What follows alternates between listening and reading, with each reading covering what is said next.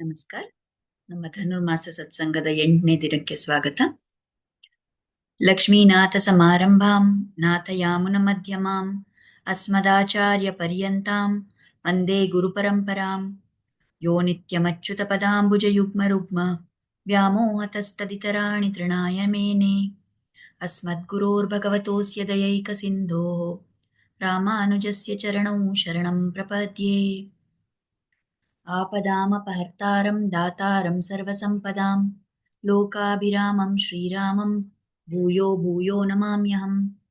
यत्र यत्र रघुनाथकीर्तनं तत्र तत्र कृतमस्तकाञ्जलिं बाष्पवारी परिपूर्णलोचनं मारुतिं नमत राक्षसान्तकम्. कूजन्तं राम रामेति मधुरं मधुराक्षरम् आरुह्य कविताशाखां वन्दे वाल्मीकिकोकिलम्. वेदवेद्ये परे पुंसि जाते दशरथात्मजे वेदप्राचेत सादासीत् साक्षाತ್ ರಾಮಾಯಣಾತ್ಮನ. ನಿನ್ನೆ ಸತ್ಸಂಗದಲ್ಲಿ ನಾವು ಹೇಗೆ ಅಹಲ್ಯ ಶಾಪ ವಿಮೋಚನ ಆಯಿತು ಅನ್ನೋದನ್ನ ನೋಡಿದ್ವಿ. ಈಗ ಅಲ್ಲಿಂದ ರಾಮ ಮತ್ತು ಲಕ್ಷ್ಮಣ ವಿಶ್ವಾಮಿತ್ರ ಋಷಿಗಳ ಜೊತೆ ಮುಂದೆ ಮಿಥಿಲೆಗೆ ಬರ್ತಾರೆ. ನಾವು ಅವತ್ತೇ ಹೇಳಿದ್ವಿ, ಮಿಥಿಲೆಯಲ್ಲಿ ಜನಕ ರಾಜ ಒಂದು ದೊಡ್ಡ ಯಜ್ಞವನ್ನ ನಡೆಸ್ತಾ ಇದ್ದಾರೆ. ಸೊ ಅಲ್ಲಿ ವಿಶ್ವಾಮಿತ್ರ ಋಷಿಗಳು ಅವ್ರ ಜೊತೆ ಇದ್ದಿದ್ದ ಬೇರೆ ಋಷಿಗಳೆಲ್ಲ ಅಲ್ಲಿ ಹೋಗಿ ಅದರಲ್ಲಿ ಪಾಲ್ಗೊಳ್ಬೇಕು ಅಂತ ಹೊರಟಿದ್ದಾರೆ. ಅವ್ರ ಜೊತೆ ರಾಮ ಲಕ್ಷ್ಮಣನು ಹೀಗೆ ಬರ್ತಾರೆ. ಅವ್ರಲ್ಲಿ ಬರ್ತಾ ಇದ್ದಾರೆ ಅಂತ ಗೊತ್ತಾದ ಕೂಡಲೇ ರಾಜ ಜನಕ, ಅವರ ಪುರೋಹಿತರು ಶತಾನಂದರು ಮತ್ತು ಅಲ್ಲಿ ಆ ಯಜ್ಞಕ್ಕಂತ ಬಂದಿರೋ ಎಲ್ಲಾ ಋಷಿಗಳು ಕೂಡ ಬೇಗ ಕೂಡ್ಲೆ ಬಂದು ವಿಶ್ವಾಮಿತ್ರ ಋಷಿಗಳಿಗೆ ಒಂದು ನಮಸ್ಕಾರ ಸಲ್ಲಿಸ್ತಾರೆ. ಅವ್ರಿಗೆ ಏನ್ ಪೂಜೆ ಮಾಡಬೇಕು ಅದನ್ನ ಮಾಡಿ ಅವ್ರಿಗೆಲ್ಲ ಆತಿಥ್ಯವನ್ನ ಕೊಡ್ತಾರೆ. ಅದಾದ್ಮೇಲೆ ಎಲ್ರು ಕೂತ್ಕೊಂಡು ಮಾತಾಡ್ತಾ ಇರುವಾಗ ಜನಕ ರಾಜ ಕೇಳ್ತಾರೆ, ಈಗ ಅವರು ಈ ಮಕ್ಕಳನ್ನ ನೋಡಿದ್ದಾರೆ, ಈ ರಾಮ ಮತ್ತು ಲಕ್ಷ್ಮಣ ಇವರಿಷ್ಟು ತೇಜಸ್ವಿ ಬಾಲಕರು ಇಲ್ಲಿ ಬಂದಿದ್ದಾರೆ ಅಂತ ನೋಡಿದ್ದಾರೆ, ಗಮನಿಸಿದ್ದಾರೆ. ಆ ಮಕ್ಕಳನ್ನ ಅವ್ರು ಏನು ಕೇಳಲ್ಲ. ಅವ್ರು ಯಾರ ಜೊತೆ ಬಂದಿರೋದು? ವಿಶ್ವಾಮಿತ್ರ ಋಷಿಗಳ ಜೊತೆ. ಸೊ ಋಷಿಗಳನ್ನ ಉದ್ದೇಶಿಸಿ ಅವರು ಪ್ರಶ್ನೆ ಕೇಳ್ತಾರೆ. ಅವ್ರು ಹೇಳ್ತಾರೆ, ಇಮೌ ಕುಮಾರೌ ಭದ್ರಂತೆ ದೇವತುಲ್ಯ ಪರಾಕ್ರಮೌ ಗಜಸಿಂಹಗತಿ ವೀರೌ ಶಾರ್ದೂಲ ವೃಷಭೋಪಮೌ ಪದ್ಮಪತ್ರ ವಿಶಾಲಾಕ್ಷೌ ಖಡ್ಗತೂಣಿ ಧನುರ್ಧರೌ ಅಶ್ವಿನಾನ್ ವಿವ ರೂಪೇಣ ಸಮುಪಸ್ಥಿತ ಯೌವನೌ ಯದೃಚ್ಛೈವ ಗಾಂ ಪ್ರಾಪ್ತೌ ದೇವಲೋಕಾದಿವಾಮರೌ ಕಥಂ ಪದ್ಭ್ಯಾಮಿಹ ಪ್ರಾಪ್ತೌ ಕಿಮರ್ಥಂ ಕಸ್ಯ ವಾ ಮುನೆ. ಸೊ ಈ ಇಬ್ರು ಕುಮಾರರು ನಿಮ್ ಜೊತೆ ಬಂದಿದಾರಲ್ಲ, ಅವರು ಈ ಬೇರೆ ಬೇರೆ ರೀತಿಯಲ್ಲಿ ನಡೀತಾ ಇದ್ದಾರಲ್ಲ, ಅವ್ರಿಗಷ್ಟು ಗೌರವ ಇದೆ. ಒಂಥರ ಅವ್ರ ನಡೆನಲ್ಲಿ ಅಷ್ಟೊಂದು ನಮ್ಗೆ ಬರುತ್ತೆ. ಹೇಗೆ ಒಂದು ಆನೆ ನಡೆದ್ರೆ ಹೇಗ್ ನಡೆಯುತ್ತೆ, ಮತ್ತೆ ಸಿಂಹದ ನಡವಳಿಕೆ ಹೇಗಿರುತ್ತೆ, ಆಮೇಲೆ ವ್ಯಾಘ್ರ ಹೇಗ್ ನಡೆಯುತ್ತೆ, ವೃಷಭ ಹೇಗ್ ನಡೆಯುತ್ತೆ, ಆ ಎಲ್ಲ ಬೇರೆ ಬೇರೆ ವಿಧದಲ್ಲಿ ಇವರಷ್ಟು ಪ್ರಭಾವದಿಂದ ಇದಾರಲ್ಲ. ಮತ್ತೆ ಅವ್ರನ್ನ ನೋಡಿದ್ರೆ ಅವ್ರ ಕಣ್ಣುಗಳು ಒಂಥರ ಕಮಲದ ಹೂವ ತರ ಇದೆ. ಆಮೇಲೆ ಯೌವನ ಇದೆ ಅವರಲ್ಲಿ. ಆಮೇಲೆ ಈ ಅಶ್ವಿನಿ ದೇವತೆಗಳ ತರಾನೇ ಅವ್ರು ಕಾಣ್ತಾ ಇದ್ದಾರೆ. ಅವ್ರು ಯಾಕೆ ಈ ತರ ನಿಮ್ ಜೊತೆ ಈ ಕಾಡಿಂದ ಎಲ್ಲ ನಡ್ಕೊಂಡು ಕಷ್ಟಪಟ್ಟು, ಇವ್ರು ಸುಕುಮಾರರು, ಇವರು ಯಾಕೆ ಈ ತರ ಕಷ್ಟಪಟ್ಕೊಂಡು ನಡ್ಕೊಂಡು ನಿಮ್ ಜೊತೆ ಇಲ್ಲಿ ಬಂದಿದ್ದಾರೆ? ಯಾತಕ್ ನೀವು ಕರ್ಕೊಂಡ್ ಬಂದಿದ್ದೀರಾ? ಯಾರ ಮಕ್ಳು ಇವರು? ಏನ್ ಇವ್ರ ಹಿನ್ನೆಲೆ ಅಂತ ಕೇಳ್ತಾರೆ ಜನಕ ರಾಜ. ಆಗ ವಿಶ್ವಾಮಿತ್ರ ಋಷಿ ಅವರು ಹೇಳ್ತಾರೆ, ಇವರು ದಶರಥ ರಾಜನ ಪುತ್ರರು, ಹೇಗೆ ಇವ್ರು ಹೋಗಿ ಆ ಮಕ್ಕಳನ್ನ ಕರ್ಕೊಂಡ್ ಬಂದಿದ್ದು, ಆಮೇಲೆ ಹೇಗೆ ರಾಕ್ಷಸರ ಸಂಹಾರವನ್ನ ಮಾಡಿದ್ರು ರಾಮ ಮತ್ತು ಲಕ್ಷ್ಮಣ ಸೇರಿ, ಹೇಗೆ ಸಿದ್ಧಾಶ್ರಮದಲ್ಲಿ ಮಾರೀಚ ಸುಬಾಹು ಅವ್ರನ್ನೆಲ್ಲ ಎದುರಿಸಿದ್ರು, ಇದೆಲ್ಲಾನು, ಆಮೇಲೆ ಹೇಗೆ ಅಹಲ್ಯೆ ಶಾಪ ವಿಮೋಚನೆ ನಡೀತು, ಅದೆಲ್ಲಾನು ಹೇಳ್ತಾರೆ. ಆ ಅಹಲ್ಯೆ ಶಾಪ ವಿಮೋಚನೆಯ ಮಾತು ಕೇಳಿದಾಗ ಈ ಶತಾನಂದರಿಗೆ ಬಹಳಷ್ಟು ಸಂತೋಷ ಆಗುತ್ತೆ. ಯಾಕೆಂದ್ರೆ ಅವರು ಅಹಲ್ಯೆಯ ಪುತ್ರ, ಅವರಿಲ್ಲಿ ಜನಕರಾಜರ ಪುರೋಹಿತರಾಗಿದ್ದಾರೆ. ಸೊ ಆ ಕತೆ ಕೇಳಿದಾಗ ಅವ್ರಿಗೆ ಬಹಳ ಸಂತೋಷ ಆಗುತ್ತೆ. ಆಮೇಲೆ ಅವ್ರು ಏನ್ ಮಾಡ್ತಾರೆ, ಈಗ ರಾಮ ಲಕ್ಷ್ಮಣರಿಗೆ ವಿಶ್ವಾಮಿತ್ರ ಋಷಿಗಳು ಕರ್ಕೊಂಬರ್ತಾ ದಾರಿಯಲ್ಲಿ ಬೇರೆ ಬೇರೆ ಕತೆಗಳನ್ನ ಹೇಳ್ಕೊಂಡ್ ಬಂದಿದ್ರು. ಆದ್ರೆ ಅವ್ರು ಹೇಗೆ ವಿಶ್ವಾಮಿತ್ರ ಋಷಿ, ಅವ್ರ ಹಿನ್ನೆಲೆ ಏನು ಅಂತ ಅವ್ರು ಹೇಳಿರ್ಲಿಲ್ಲ. ಈಗ ಶತಾನಂದರು ಆ ಮಕ್ಳಿಗೆ ಗೊತ್ತಾಗ್ಲಿ ಅಂತ ಹೇಳಿ, ಹೇಗೆ ಕೌಶಿಕ ರಾಜ, ಅವರು ಗಾದಿ ಅಂತ ರಾಜನ ಮಗ, ಅವ್ರು ಹೇಗೆ ವಿಶ್ವಾಮಿತ್ರ ಮುನಿಗಳಾದ್ರು ಅಂತ ಇಲ್ಲಿ ಅವ್ರಿಗೆ ಹೇಳ್ತಾರೆ. ನಮಗ್ ಸಮಯ ಇಲ್ಲ ಆ ಕತೆ ಇವಾಗ ಸಂಪೂರ್ಣವಾಗಿ ಹೇಳಕ್ಕೆ. ಬೇರೆ ಯಾವ್ದಾದ್ರು ಸತ್ಸಂಗದಲ್ಲಿ ಯಾವಾಗಾದ್ರೂ ಆದರೆ ನೋಡೋಣ. ಸೊ ಇವಾಗ ಇಷ್ಟೆಲ್ಲ ನಡೆಯುತ್ತೆ. ಮಾರನೇ ದಿನ ಈ ರಾಮ ಮತ್ತು ಲಕ್ಷ್ಮಣರನ್ನ ಕರ್ಕೊಂಡು ವಿಶ್ವಾಮಿತ್ರ ಋಷಿಗಳು ಜನಕರಾಜನ ದರ್ಬಾರಕ್ಕಲ್ಲಿ ಹೋಗ್ತಾರೆ. ಅಲ್ಲಿ ಹೋಗ್ಬಿಟ್ಟು ಆಮ್, ಆ ಧನುಷ್ಯವನ್ನ ನೋಡ್ಬೇಕು, ಇದು ಶಿವನ ಧನುಷ್ಯ ಅಂತ ಅವ್ರಿಗೆ ಗೊತ್ತಿದೆ. ಸೊ ಅಲ್ಲಿ ನಾವು ಇದನ್ನ ಈ ಮಕ್ಳಿಗೆ ಅದನ್ನ ನೋಡ್ಬೇಕು ಅಂತ ಆಸೆ ಇದೆ ಅಂತ ಹೇಳ್ತಾರೆ. ಆಗ ಜನಕರಾಜ ಆದೇಶ ಕೊಡ್ತಾರೆ, ಅದ್ ಆ ಧನುಷ್ಯವನ್ನ ತಗೊಂಬನ್ನಿ ಅಂತ. ಅದ್ ಬರೋ ಅಷ್ಟರಲ್ಲಿ ಅವರು ಆ ಧನುಷ್ಯದ ಏನ್ ಒಂದು ಹಿಸ್ಟ್ರಿ ಇದೆ, ಅದ್ರ ಏನ್ ಇಂಪಾರ್ಟೆನ್ಸ್ ಇದೆ ಅನ್ನೋದನ್ನ ಹೇಳ್ತಾರೆ. ಈಗ ನಮ್ಗೆ ಆ ಕತೆ ಗೊತ್ತು, ಹೇಗೆ ದಕ್ಷ ಪ್ರಜಾಪತಿ ಒಂದು ಯಜ್ಞ ಮಾಡ್ತಾ ಇರ್ಬೇಕಾದ್ರೆ ಆವಾಗ ಅವರು ಶಿವನಿಗೆ ಯಾವ ಹವಿಸ್ ಭಾಗ ಕೊಡ್ಬೇಕಿತ್ತೋ ಅದನ್ನ ಕೊಡಲ್ಲ ಅವರು. ಆ ಸಮಯ ಶಿವನಿಗೆ ಬಹಳಷ್ಟು ಕೋಪ ಬಂದು ಅವರು ಒಂದು ಅವ್ರ ಹತ್ರ ಇರೋ ಆ ಧನುಷ್ಯವನ್ನ ಉಪಯೋಗ್ಸಕ್ ಹೋಗ್ತಾರೆ. ದಕ್ಷನನ್ನ ಕೊಲ್ಬೇಕು, ಮತ್ತೆ ಈ ಅಲ್ಲಿದ್ದಿದ್ ಬೇರೆ ಯಾರ್ಯಾರು ಅವ್ರಿಗೆ ಸಪೋರ್ಟ್ ಮಾಡಿದ್ರು ಆ ಎಲ್ಲಾ ಬ್ರಾಹ್ಮಣರನ್ನ ಎಲ್ರನ್ನೂ ಅವ್ರನ್ನ ಸಂಹಾರ ಮಾಡ್ಬೇಕು ಅಂತ ಅವ್ರ ಕೋಪ ಬರುತ್ತೆ. ಆದ್ರೆ ಆ ಟೈಮಲ್ಲಿ ಅಲ್ಲಿರೋರು ಎಲ್ರೂ ಕೂಡ ದೊಡ್ಡವರು ಮಹೇಶ್ವರನನ್ನ ಸಮಾಧಾನ ಮಾಡ್ತಾರೆ. ಮತ್ತೆ ಈ ರೀತಿ ಮಾಡೋದು ಸರಿ ಇಲ್ಲ, ಬೇಡ ಈ ಸಂಹಾರ ಎಲ್ಲ ಅಂತ ಕನ್ವಿನ್ಸ್ ಮಾಡ್ತಾರೆ. ಆಗ ಆ ಧನುಷ್ಯವನ್ನ ಶಿವನು ಇವ್ರಿಗೆ ಕೊಟ್ಟಿರ್ತಾರೆ. ದೇವವ್ರತ ಅಂತ ಒಬ್ರು, ಅವರು ಈ ಜನಕನ ವಂಶದಲ್ಲಿ ಬಂದಿದ್ದು ಅವ್ರ ಪೂರ್ವಜರು. ಸೊ ಅವ್ರ ಹತ್ರ ಕೊಟ್ಟಿರ್ತಾರೆ. ಈ ದೇವವ್ರತ ಅಂತ ಹೆಸರು, ಇವರು ಜನಕನ ಪೂರ್ವಜರು. ನಾಟ್ ಸೇಮ್ ಆಸ್ ಮಹಾಭಾರತದಲ್ಲಿ ನಾವು ನೋಡ್ತೀವಿ ಭೀಷ್ಮರಿಗೆ ದೇವವ್ರತ ಅಂತ ಹೆಸರಿತ್ತು, ಅದು ಬೇರೆ ದೇವವ್ರತ. ಇವರು ಜನಕನ ವಂಶದಲ್ಲಿ ಬಂದಿದ್ದ ಪೂರ್ವಜರು. ಸೊ ಆ ಧನುಷ್ಯ, ಆ ದೇವವ್ರತ ಅವರಿಂದ ಎಷ್ಟೋ ಒಂದೊಂದು ಜನರೇಷನ್ ಇಂದ ಬಂದು ಈಗ ಅದು ರಾಜ ಅದನ್ನ ಇಟ್ಕೊಂಡಿರ್ತಾರೆ. ಸೊ ಈಗ ವಿಶ್ವಾಮಿತ್ರ ಋಷಿ ಹೇಳಿದ್ದಾರೆ, ಈ ಮಕ್ಕಳಿಗೆ ಆ ಧನುಷ್ಯವನ್ನ ನೋಡ್ಬೇಕು ಅಂತ ಆಸೆ ಇದೆ ಅಂತ. ಆಗ ಇವಾಗ ಜನಕರಾಜನಿಗೆ ಎಲ್ಲೋ ಒಂದ್ ಕಡೆ ಗೊತ್ತಿದೆ, ಅವ್ರ ಮನ್ಸಲ್ಲಿ ಅವ್ರಿಗೊಂಥರ ಅನ್ಸಿದೆ, ಏನಕ್ಕೆ ಈ ಈ ಇಬ್ಬರು ಮಕ್ಕಳು, ಇವರು ಕ್ಷತ್ರಿಯ ರಾಜ್ಕುಮಾರರು ಅಲ್ವಾ. ಸೊ ಇವ್ರನ್ನ ವಿಶ್ವಾಮಿತ್ರ ಋಷಿ ಕರ್ಕೊಂಡ್ ಬಂದಿದ್ದಾರೆ ಅಂದ್ರೆ ಅವ್ರಿಗೆಲ್ಲಾದ್ರೂ ಈ ಧನುಷ್ಯದ ಬಗ್ಗೆ ಅವ್ರು ಕೇಳಿರ್ಬೋದು. ಮತ್ತೆ ಈ ರಾಮ ಏನಾದ್ರೂ ಅದನ್ನ ಅವನಿಗೆ ಸಾಮರ್ಥ್ಯ ಇರ್ಬೋದು ಈ ಧನುಷ್ಯವನ್ನ ಹಿಡಿಯೋದಕ್ಕೆ ಅಂತ ವಿಶ್ವಾಮಿತ್ರ ಋಷಿ ಅನ್ಕೊಂಡೇ ಕರ್ಕೊಂಡ್ ಬಂದಿರ್ಬೇಕು ಅಂತ ಹೇಳ್ತಾರೆ.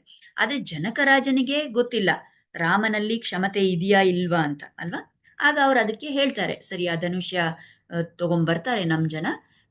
ಯದ್ಯಸ್ಯ ಧನುಷೋ ರಾಮ ಕುರ್ಯಾದಾರೋಪಣಂ ಮುನೆ ಸುತಾಮಯೋ ನಿಜಾ ಸೀತಾಂ ದದ್ಯಾಂ ದಾಶರಥೇರಹಂ. ಇಫ್ ಈಗ ಏನೋ ಬೈ ಚಾನ್ಸ್, ಯದ್ಯಪಿ ರಾಮ ಆ ಬಾಣವನ್ನ ಹಿಡಿಯೋದ್ರಲ್ಲಿ, ಅದಕ್ಕ ದಾರವನ್ನ ಕಟ್ಟೋದ್ರಲ್ಲಿ ಅವನ್ ಸಫಲ ಆದ್ರೆ ನನ್ನ ಮಗಳು ಸೀತಾ, ಅವಳು ಅಯೋನಿಜೆ, ಅವಳನ್ನ ನಾನು ಈ ದಶರಥನ ಪುತ್ರ ರಾಮನಿಗೆ ಮದುವೆ ಮಾಡಿ ಕೊಡ್ತೀನಿ ಅಂತ ಹೇಳ್ತಾರೆ. ಈಗ ಈ ಅಯೋನಿಜ ಅಂತ ಹೇಳ್ತಾರಲ್ಲ, ಏನ್ ಅರ್ಥ ಅದಕ್ಕೆ? ಯೋನಿ ಅಂದ್ರೆ ಒಂದು ತಾಯಿಯ ಗರ್ಭ. ಸೊ ಯಾರು ಅಯೋನಿಜರು ಅಂತ ನಾವು ಹೇಳಿದ್ರೆ ಅವರು ತಾಯಿಯ ಗರ್ಭದಲ್ಲಿ ವಾಸ ಮಾಡದೆ ಹುಟ್ಟಿರೋ ಅಂಥವ್ರು, ಅವ್ರನ್ನ ಅಯೋನಿಜರು ಅಂತ ಹೇಳ್ತಾರೆ. ಸೊ ನಮಗ್ ಗೊತ್ತಿದೆ ಸೀತೆ ಹೇಗೆ ಅವಳು ಜನಕರಾಜನ ಮಹಾರಾಣಿಯಿಂದ ಹುಟ್ಟಿಲ್ಲ ಅವಳು. ಅಲ್ಲಿ ಜನಕರಾಜ ಒಂದ್ ಕಡೆ ಆ ಯಜ್ಞಕ್ಕೆ ತಯಾರಿ ಮಾಡ್ತಾ ಇರ್ಬೇಕಾದ್ರೆ ಅಲ್ಲಿ ಅವರು ಡಿಗ್ ಮಾಡ್ತಾ ಇರೋವಾಗ ಆ ಟೈಮಲ್ಲಿ ಆ ಮಗು ಸಿಕ್ಕಿತ್ತು ಅವ್ರಿಗೆ. ಸೊ ಆ ಸೀತೆಯನ್ನ ಅಯೋನಿಜೆ ಅಂತ ಕರೀತಾರೆ. ಸೊ ಈಗ ಎಲ್ರಿಗೂ ಗೊತ್ತಿದೆ, ಈ ಧನುಷ್ಯದ ಬಗ್ಗೆ ಎಲ್ಲ ಹೇಳ್ತಾ ಇರ್ಬೇಕಾದ್ರೆ ಜನಕರಾಜ ಮುಂದೆ ಹೇಳ್ತಾರೆ, ನಾನ್ ಏನ್ ಕಂಡೀಷನ್ ಇಟ್ಟಿದ್ದೀನಿ ಅಂದ್ರೆ, ಯಾರು ಈ ಧನುಷ್ಯವನ್ನ ಹಿಡಿದು ಆ ಸ್ಟ್ರಿಂಗ್ ಅದನ್ನ ಕಟ್ಟೋದಕ್ಕೆ, ಆ ದಾರ ಕಟ್ಟೋದರಲ್ಲಿ ಯಾರು ಸಫಲ ಆಗ್ತಾರೋ ಅವ್ರಿಗೆ ನಾನು ನನ್ನ ಮಗಳ ಸೀತೆಯನ್ನ ಮದ್ವೆ ಮಾಡ್ಕೊಡ್ತೀನಿ. ಈಗ ಇಷ್ಟು ವರ್ಷದಲ್ಲಿ ಎಷ್ಟೊಂದ್ ರಾಜ ಮಹಾರಾಜರೆಲ್ಲ ಬಂದು, ಎಷ್ಟೊಂದ್ ಶೂರವೀರರೆಲ್ಲ ಬಂದು ಪ್ರಯತ್ನ ಮಾಡಿದ್ದಾರೆ, ಆದ್ರೆ ಅವ್ರಿಗೆ ಯಾರಿಗೂ ಆಗಿಲ್ಲ ಆ ಕಾರ್ಯ. ನೋಡಿ ನಿಮ್ ರಾಮನ್ಗಾದ್ರೆ ಅವನ್ಗೆ ನಾನು ಮದ್ವೆ ಮಾಡ್ಕೊಡ್ತೀನಿ ಅಂತ ಹೇಳ್ತಾರೆ. ಈಗ ಈ ಆಚಾರ್ಯರಿಲ್ಲಿ ಒಂದು ಸ್ಪೆಷಲ್ ಉಲ್ಲೇಖ ಮಾಡ್ತಾರೆ. ವಾಲ್ಮೀಕಿ ರಾಮಾಯಣದಲ್ಲಿ ಯಾತಕ್ಕೋಸ್ಕರ ಜನಕರಾಜ ಈ ಕಂಡೀಷನ್ ಇಟ್ಟಿದ್ದಾರೆ ಅನ್ನೋದನ್ನ ಹೇಳಿಲ್ಲ, ಆದ್ರೆ ಇದನ್ನ ಬಹಳಷ್ಟು ಕಡೆ ವ್ಯಾಖ್ಯಾನಗಳಲ್ಲಿ ಹೇಳ್ತಾರೆ. ಆಕ್ಚುಲಿ ಏನಾಗಿತ್ತಂದ್ರೆ, ಈ ಸೀತೆ ಈಗ ಅವಳಿಗೆ 6 ವಯಸ್ಸು. ಇದಕ್ ಮುಂಚೆನೆ ಒಂದ್ 2-3 ವರ್ಷ ಮುಂಚೆನೆ ಏನಾಗಿತ್ತು ಅಂದ್ರೆ ಅವಳೆಲ್ಲೋ ಅವ್ರ ಬೇರೆ ಫ್ರೆಂಡ್ಸ್ ಜೊತೆ ಎಲ್ಲ ಸೇರಿ ಆಮ್, ಆಟ ಆಡ್ತಾ ಇರುವಾಗ ಅವ್ರು ಆಡ್ತಾ ಇದ್ದಿದ್ದ ಆ ಬಾಲು ಅದು ಈ ಧನುಷ್ಯ ಯಾವ ಬಾಕ್ಸ್ ಅಲ್ಲಿ ಇಟ್ಟಿತ್ತೋ ಅದ್ರ ಕೆಳಗ್ ಹೋಗ್ಬಿಟ್ಟಿತ್ತು. ಎಲ್ರಿಗೂ ಭಯ. ಆ ಧನುಷ್ಯದ ಬಗ್ಗೆ ಎಲ್ರಿಗೂ ಗೊತ್ತಿದೆ. ಆ ಧನುಷ್ಯ ಎಷ್ಟು ಭಾರ ಅಂದ್ರೆ ಅದನ್ನ ಚಕ್ರ ಇರೋ ಅಂತ ಒಂದು ಬಾಕ್ಸ್ ಅಲ್ಲಿ ಹಾಕಿಟ್ಟಿರ್ತಾರೆ. 8 ಚಕ್ರಗಳಿರುತ್ತೆ ಆ ಬಾಕ್ಸ್ಗೆ. ಆ 8 ಚಕ್ರ ಇದ್ರೂ ಕೂಡ ಅದನ್ನ ಎಳೆಯೋದಕ್ಕೆ 5,000 ಶಕ್ತಿವಂತ ಜನ ಮನುಷ್ಯರು ಬೇಕು ಅದನ್ನ ಎಳಿಯಕ್ಕೆ. ಅಂದ್ರೆ ಎಷ್ಟು ಭಾರ ಇದೆ ಆ ಧನುಷ್ಯ. ಆದ್ರೆ ಈ ಮಕ್ಕಳು ಆಟ ಆಡ್ತಾ ಇರ್ಬೇಕಾದ್ರೆ ಅವ್ರ ಬಾಲ್ ಆ ಬಾಕ್ಸ್ ಕೆಳಗೆ ಹೋದಾಗ ಸೀತೆ ಅಲ್ಲಿ ಹೋಗ್ತಾಳೆ. ಬೇರೆ ಎಲ್ಲ ಮಕ್ಳಿಗೂ ಭಯ, ಅವ್ರ ಹತ್ರನೇ ಹೋಗಲ್ಲ. ಸೀತೆ ಆ ಬಾಕ್ಸ್ ಹತ್ರ ಹೋಗ್ಬಿಟ್ಟು ಸಹಜವಾಗಿ ಏನೋ ಒಂದು ಹೂವಿನ ಮಾಲೇನ್ ಪಕ್ಕ ತಳ್ದಂಗೆ ಅವಳು ಆ ಬಾಕ್ಸ್ ಹಿಂಗ್ ಸೈಡ್ಗೆ ಅವಳು ಎಡಗೈಯಲ್ಲಿ ಆ ಬಾಕ್ಸಿನ ಸೈಡ್ಗೆ ತಳ್ಬಿಟ್ಟು ಆ ಬಾಲ್ ತಗೊಂಡು ಆಚೆ ಬರ್ತಾಳೆ. ಸೊ ಈ ವಿಷಯ ಯಾರೋ ನೋಡ್ಬಿಟ್ಟು ಜನಕರಾಜರಿಗೆ ಹೇಳಿರ್ತಾರೆ. ಆ ಜನಕರಾಜರಿಗೆ ತುಂಬಾ ಆಶ್ಚರ್ಯ. ಏನಿದು, ನನ್ನ ಮಗಳು ಇಷ್ಟು ಈ 3-4 ವಯಸ್ಸು ಮಗಳಿಗೆ ಇಷ್ಟು ಶಕ್ತಿನ? ಆ ಧನುಷ ಎಷ್ಟು ಭಾರ ಇದೆ, 5,000 ಜನ ಕಷ್ಟಪಟ್ಟು ಪಟ್ಟು ಅದನ್ನ ಎಳಿತಾರೆ ಬಾಕ್ಸ್ ಅಲ್ಲಿ. ಇವಳು ಹೋಗಿ ಆ ಬಾಕ್ಸ್ ಅನ್ನೇ ಹಿಂಗ್ ಸೈಡ್ ತಳ್ಬಿಟ್ಟಿದ್ದಾಳಲ್ಲ ಎಡಗೈಯಲ್ಲಿ. ಅಂದ್ರೆ ಇವಳಿಗೆ ಇಷ್ಟು ಶಕ್ತಿ ಇದೆ ಅಂದ್ರೆ ಇವಳನ್ನ ನಾನು ಯಾರಿಗ್ ಮದ್ವೆ ಮಾಡ್ಕೊಡ್ತೀನೋ ಅವ್ರು ಇನ್ನೊಂದೆಷ್ಟು ಸಾಮರ್ಥ್ಯ ಅವರಲ್ಲಿ ಇರ್ಬೇಕು, ಅಂಥವ್ರನ್ನೇ ನಾನು ಹುಡುಕ್ಬೇಕು ಅಂತ ಅವ್ರು ಆಗ್ಲೇ ಡಿಸೈಡ್ ಮಾಡ್ಕೊಂಡಿರ್ತಾರೆ. ಅದಕ್ಕೆ ಈ ಒಂದು ಕಂಡೀಷನ್ ಹಾಕಿರ್ತಾರೆ. ಯಾರು ಈ ಧನುಷ್ಯವನ್ನ ಹಿಡಿಯೋ ಅಂತ ಯಾರಿಗ್ ಶಕ್ತಿ ಇದೆಯೋ ಅವ್ರಿಗೆ ನಾನು ಮದ್ವೆ ಮಾಡ್ಕೊಡೋದು ಅಂತ. ಸರಿ. ಸೊ ಈಗ ಈ ವಿಷಯ ವಿಶ್ವಾಮಿತ್ರರಿಗೂ ಗೊತ್ತಿರುತ್ತೆ, ಆಯ್ತಾ? ಇದನ್ನ ತಗೊಂಡ್ಬರ್ತಾರೆ. ಇವಾಗ ಧನುಷ್ಯವನ್ನ ಬರ್ತಾರೆ ಕಷ್ಟಪಟ್ಟು. ಆಗ ವಾಲ್ಮೀಕಿ ಋಷಿ ಇಲ್ಲಿ ವರ್ಣನೆ ಮಾಡ್ತಾರೆ. ವಿಶ್ವಾಮಿತ್ರ ಸರಾಮಸ್ತು ಶ್ರುತ್ವಾ ಜನಕ ಭಾಷಿತಂ. ರಾಮನ್ ಜೊತೆ ವಿಶ್ವಾಮಿತ್ರ ಋಷಿಗಳು ಕೇಳಿಸ್ಕೊಂಡಾಗ, ಜನಕ ಏನ್ ಹೇಳ್ತಾರೆ ಅನ್ನೋದನ್ನ ಕೇಳಿಸ್ಕೊಂಡಾಗ, ಆಗ ಮುಂದೆ ವಿಶ್ವಾಮಿತ್ರ ಋಷಿ ಮಾತಾಡ್ತಾರೆ. ವತ್ಸರಾಮ ಧನು ಪಶ್ಯ ಇತಿ ರಾಘವಂ ಅಬ್ರವೀತ್. ಸೊ ವತ್ಸರಾಮ, ರಾಮ ಅಂತ ಮಗುನ್ ಕರೀತಾರೆ, ಮಗು ರಾಮ. ಧನು ಪಶ್ಯ, ಈ ಧನುಷ್ಯವನ್ನ ನೋಡು ಅಂತಾರೆ. ಇದನ್ನ ವರ್ಣನೆ ಮಾಡುವಾಗ ಇವರು ವಾಲ್ಮೀಕಿ ಋಷಿಗಳು ಧನು ಪಶ್ಯ ಇತಿ ರಾಘವಂ ಅಬ್ರವೀತ್ ಅಂತ ಹೇಳ್ತಾರೆ. ಸೊ ಇಲ್ಲಿ ಆಚಾರ್ಯರು ಒಂದು ಬಹಳ ಸುಂದರವಾದ ಒಂದು ವ್ಯಾಖ್ಯಾನ ಮಾಡ್ತಾರೆ. ಆಕ್ಚುಲಿ ಅವ್ರು ಹೇಳೋದು ಆಸ್ ಪರ್ ಇವಾಗ ಸಂಸ್ಕೃತ ಗ್ರಾಮರ್ ರೂಲ್ಸ್ ಪ್ರಕಾರ, ವ್ಯಾಕರಣದ ಪ್ರಕಾರ ಅವ್ರು ಹೇಗೆ ಹೇಳ್ಬೇಕಿತ್ತು ಅಂದ್ರೆ ಆ ಪಶ್ಯ ಮತ್ತು ಇತಿ ಅದು 2 ಶಬ್ದಗಳು ಇರಬಾರ್ದಾಗಿತ್ತು, ಅದು ಒಂದೇ ಜೋಡಿಸಿರ್ಬೇಕಿತ್ತು. ವತ್ಸರಾಮ ಧನು ಪಶ್ಯೇತಿ ರಾಘವಂ ಅಬ್ರವೀತ್ ಅಂತ ಇರ್ಬೇಕಿತ್ತು. ಆದ್ರೆ ಇಲ್ಲಿ ವಾಲ್ಮೀಕಿ ಋಷಿಗಳು ಬರೆಯುವಾಗ ಅದನ್ನ ಒಡೆದು ಬಿಟ್ಟು ಸೆಪರೇಟ್ ಆಗಿ ಮಾಡ್ತಾ ಇದ್ದಾರೆ. ಪಶ್ಯ ಇತಿ ಅಂತ ಹಾಕಿದ್ದಾರೆ. ಯಾವ್ದು ಒಂದೇ ವರ್ಡ್ ಇರ್ಬೇಕಿತ್ತೋ ಅದನ್ನ ಸ್ಪ್ಲಿಟ್ ಮಾಡಿ, ಅದನ್ನ ಬ್ರೇಕ್ ಮಾಡಿ 2 ಪದಗಳನ್ನು ಮಾಡಿದ್ದಾರೆ. ಯಾಕೆ ಹಿಂಗ್ ಮಾಡಿದ್ದಾರೆ ಅಂದ್ರೆ ಆಚಾರ್ಯರು ಹೇಳ್ತಾರೆ, ವಾಲ್ಮೀಕಿ ಏನ್ ಹೇಳ್ತಾ ಇದ್ದಾರೆ, ನಮಗೆ ಇದನ್ನ ಓದೋರ್ಗೆ ಏನ್ ಒಂದು ಸಂದೇಶ ಕೊಡ್ತಾ ಇದ್ದಾರಂದ್ರೆ, ನಾನ್ ಹೇಗೆ ಇಲ್ಲಿ ಈ ಪದಗಳನ್ನ ಮುರಿದಿದ್ದೀನೋ ಅದೇ ತರ ಮುಂದೆ ರಾಮ ಆ ಬಾಣವನ್ನ ಮುರಿಯೋನಿದ್ದಾನೆ ಅಂತ ನಮ್ಗೊಂದು ಮೊದಲೇ ಒಂದು ಐಡಿಯಾ ಕೊಡ್ಬೇಕು ಅಂತಾನೆ ಈ ತರ ಹಾಕಿದ್ದಾರೆ ಅಂತ ತುಂಬಾ ಸ್ವಾರಸ್ಯವಾಗಿ ಆಚಾರ್ಯರು ಹೇಳ್ತಾರೆ. ಸೊ ಇವತ್ ನಾವು ಈ ವಿಷಯವನ್ನ ತಿಳ್ಕೊದೀವಿ. ಮುಂದೆ ಏನಾಗುತ್ತೆ, ಬಾಣ ಇಟ್ಕೊಂಡಾಗ ಕೈಯಲ್ಲಿ ರಾಮ ಏನ್ ಮಾಡ್ತಾರೆ ಅದೆಲ್ಲ ಮುಂದೆ ನೋಡೋಣ. ಆದ್ರೆ ಇವತ್ತಿಗೆ ನಾವು 1-2 ವಿಷಯಗಳನ್ನ ಇಲ್ಲಿ ನೋಡ್ಕೋಬಹುದು. ಇಲ್ಲಿ ನಾವು ಹೇಳಿದ್ವಲ್ಲ ಸ್ಟಾರ್ಟಿಂಗ್ ಅಲ್ಲಿ, ಹೇಗೆ ಜನಕರಾಜ ಆ ಮಕ್ಕಳನ್ನ ಡಿಸ್ಕ್ರೈಬ್ ಮಾಡುವಾಗ, ಅವ್ರ ವರ್ಣನೆ ಮಾಡುವಾಗ ಈ ಮಕ್ಕಳು ಸಿಂಹದ ತರ ನಡೀತಾರೆ, ವೃಷಭದ ತರ ನಡೀತಾರೆ ಅಂತೆಲ್ಲ ಹೇಳುವಾಗ ಇದ್ 4 ಕೂಡ ಇದು ಭಗವಂತನ ಬೇರೆ ಬೇರೆ ಗತಿಗಳು. ಗತಿ ಅಂದ್ರೆ ಯಾವ ರೀತಿಯಲ್ಲಿ ನಡತೆ ಇರುತ್ತೆ, ಹೇಗ್ ನಡೀತಾರೆ, ಹೇಗ್ ಮೂವ್ ಮಾಡ್ತಾರೆ ದೇವರು ಅನ್ನೋದು. ನಾವು ನೋಡಿದ್ರೆ ವಿಷ್ಣು ಸಹಸ್ರನಾಮದಲ್ಲಿ ಭಗವಂತನಿಗೆ ಒಂದು ಹೆಸರಿದೆ, ಚತುರ್ಗತಿ ಅಂತಾನೆ. ಚತುರ್ಮೂರ್ತಿಸ್ ಚತುರ್ಬಾಹುಸ್ ಚತುರ್ವ್ಯೂಹಸ್ ಚತುರ್ಗತಿ ಅಂತ ಕೇಳಿರ್ಬೋದು ನಾವು. ಆ ಚತುರ್ಗತಿ ಅಂದ್ರೆ ಮೇಲ್ನೋಟದಲ್ಲಿ ನೋಡಿದ್ರೆ ಇದನ್ನೇ ಹೇಳುತ್ತೆ. ಅದು 4 ವಿಧದಲ್ಲಿ ಭಗವಂತನ ನಡತೆ ಇರುತ್ತೆ ಅಂತ ಹೇಳುತ್ತೆ. ಆದ್ರೆ ಆಚಾರ್ಯರು ಹೇಳ್ತಾರೆ, ಇದಕ್ಕೆ ಈ ಚತುರ್ಗತಿ ಅನ್ನೋದಕ್ಕೆ ಇನ್ನ ಒಂದು ಆಳವಾದ ಅರ್ಥ ಕೂಡ ಇದೆ. ಗತಿ ಅಂದ್ರೆ ಯಾರು ಒಂದು ಶರಣ, ಯಾರ್ ನಮ್ಗೆ ಶರಣ್ಯನು, ಯಾರ ಹತ್ರ ನಾವು ಹೋಗಿ ಶರಣ್ ಪಡಿತೀವಿ ಅಂಥ ವ್ಯಕ್ತಿನ ಗತಿ ಅಂತ ಹೇಳ್ತೀವಿ.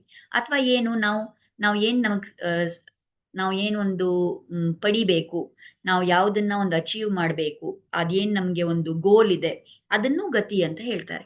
ಸೊ ಆ ರೀತಿಯಲ್ಲಿ ನೋಡಿದ್ರು ಕೂಡ ಇವರು ಚತುರ್ಗತಿ. ಯಾಕೆ ಚತುರ್ಗತಿ ಭಗವಂತ? ಯಾಕೆಂದ್ರೆ ನಾಲ್ಕು ವಿಧದ ಸಾಧಕರಿಗೆ, 4 ಆಶ್ರಮದಲ್ಲಿರೋ ಸಾಧಕರಿಗೆ. ಯಾವ್ದ 4 ಆಶ್ರಮ? ಬ್ರಹ್ಮಚರ್ಯಾಶ್ರಮ, ಗೃಹಸ್ಥಾಶ್ರಮ, ವಾನಪ್ರಸ್ಥಾಶ್ರಮ ಮತ್ತು ಸನ್ಯಾಸಾಶ್ರಮ. ಈ 4 ಆಶ್ರಮಗಳಲ್ಲಿ ಯಾರ್ಯಾರು ಸಾಧಕರಿದ್ದಾರೋ ಅವ್ರಿಗೆಲ್ರಿಗೂ ಭಗವಂತನೇ ಗತಿ. ಆಮೇಲೆ ಯಾರ್ 4 ಪುರುಷಾರ್ಥಗಳನ್ನ ಸಿದ್ಧ ಮಾಡಿಬೇಕು ಅಂತ ಅನ್ಕೊಂಡಿದಾರೋ, ಅದನ್ನ ಪಡಿಬೇಕು ಅಂತ ಅನ್ಕೊಂಡಿದಾರೋ, ಯಾವ ಈ 4 ಪುರುಷಾರ್ಥಗಳು? ಧರ್ಮ, ಅರ್ಥ, ಕಾಮ, ಮೋಕ್ಷ. ಸೊ ಅದನ್ನ ಯಾರು ಪಡಿಬೇಕು ಅನ್ಕೊಂಡಿದಾರೋ ಅವ್ರಿಗೂ ಭಗವಂತನೇ ಗತಿ. ಆಮೇಲೆ ಭಗವದ್ಗೀತೆಯಲ್ಲಿ ಕೃಷ್ಣ ಪರಮಾತ್ಮನೇ ಹೇಳಿದ್ದಾನೆ, ನನ್ನನ್ನ ಹುಡುಕೊಂಡು 4 ವಿಧದ ಶಿಷ್ಯರು ಬರ್ತಾರೆ.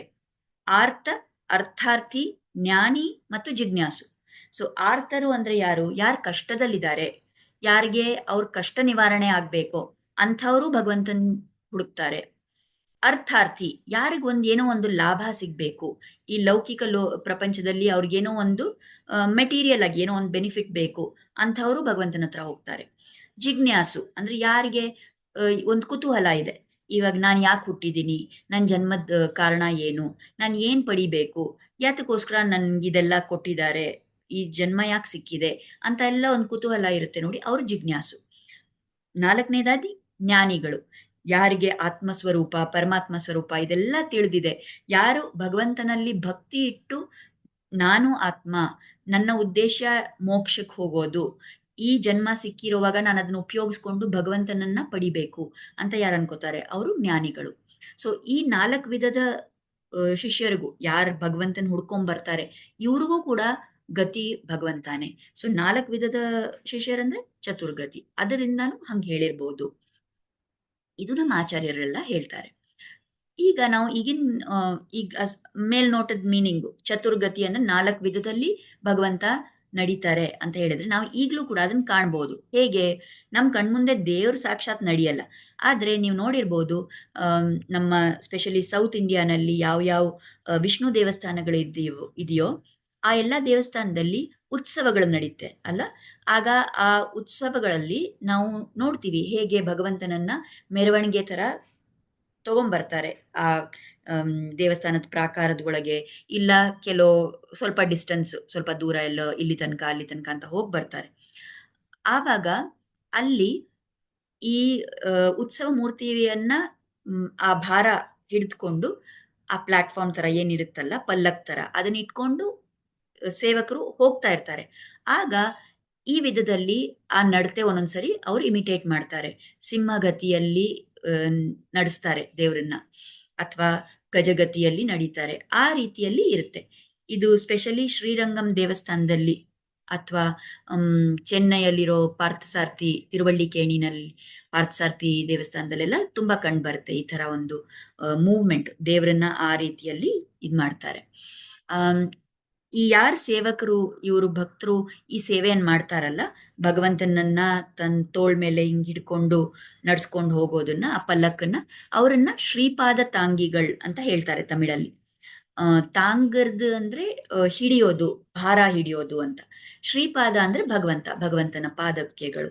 ಸೊ ಭಗವಂತನ ಆ ಉತ್ಸವ ಮೂರ್ತಿಯನ್ನ ಯಾರು ಕ್ಯಾರಿ ಮಾಡ್ಕೊಂಡು ಹೋಗ್ತಾರೋ ಅವರು ಶ್ರೀಪಾದ ತಾಂಗಿಗಳು. ಮತ್ತು ಅವರು ಈ ಎಲ್ಲಾ ಗತಿಗಳಲ್ಲಿ ಭಗವಂತನ ನಡತೆಯನ್ನ ತೋರಿಸ್ಕೊಡ್ತಾರೆ ನಮ್ಗೆ.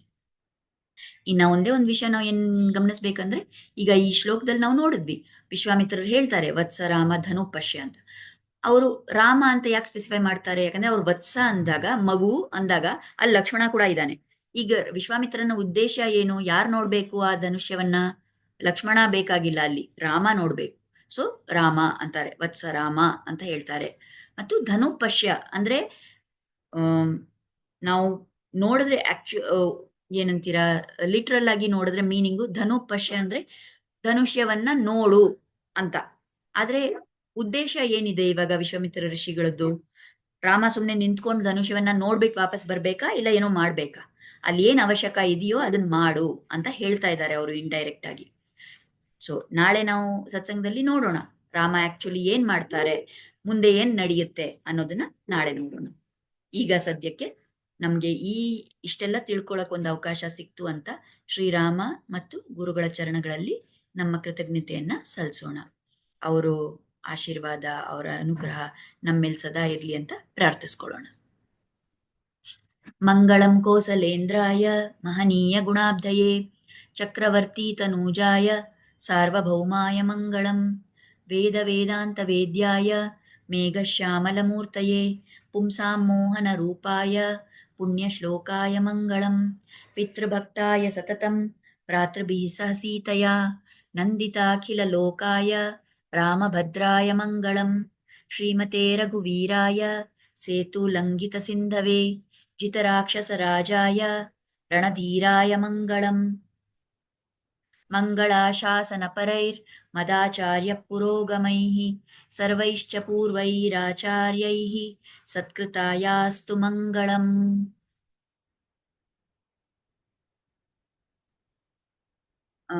ನನಗನ್ಸುತ್ತೆ ನಾನು ವರ್ಡ್ಸ್ ಏನಾದ್ರೂ ತಪ್ಪಾಗಿ ಹೇಳಿದೀನ ಅಂತ. ಬಾಣ ಅಂದೆ ಅನ್ಸುತ್ತೆ ನಾನು. ಅಲ್ಲಿ ಬಿಲ್ಲು ಅಂತ ಹೇಳ್ಬೇಕಿತ್ತು. ಧನುಷ್ಯ, ದಟ್ ಈಸ್ ದ ಮೀನಿಂಗ್. ನಾ ಏನೋ ಬೈ ಚಾನ್ಸ್ ಬಾಣ ಅಂತ ಹೇಳಿದ್ರೆ ಪ್ಲೀಸ್ ಫಾರ್ಗಿವ್ ಮಿ, ಕ್ಷಮಿಸಿ ನನ್ನ. ಅಷ್ಟು ಕನ್ನಡ ಬರದೇ ಇರೋದ್ರಿಂದ ಏನಾದ್ರೂ ಎಲ್ಲಾದ್ರೂ ತಪ್ಪಾಗಿ ಹೇಳಿದ್ರೆ ನೀವೇ ಅರ್ಥ ಮಾಡ್ಕೊಳ್ಳಿ ಕರೆಕ್ಟಾಗಿ ನಾನು ಏನು ಹೇಳಿದ್ದೀನಿ ಅಂತ. ಸರಿ, ನಮಸ್ಕಾರ. ಮತ್ತೆ ನಾಳೆ ಸಿಗೋಣ. ಧನ್ಯವಾದ.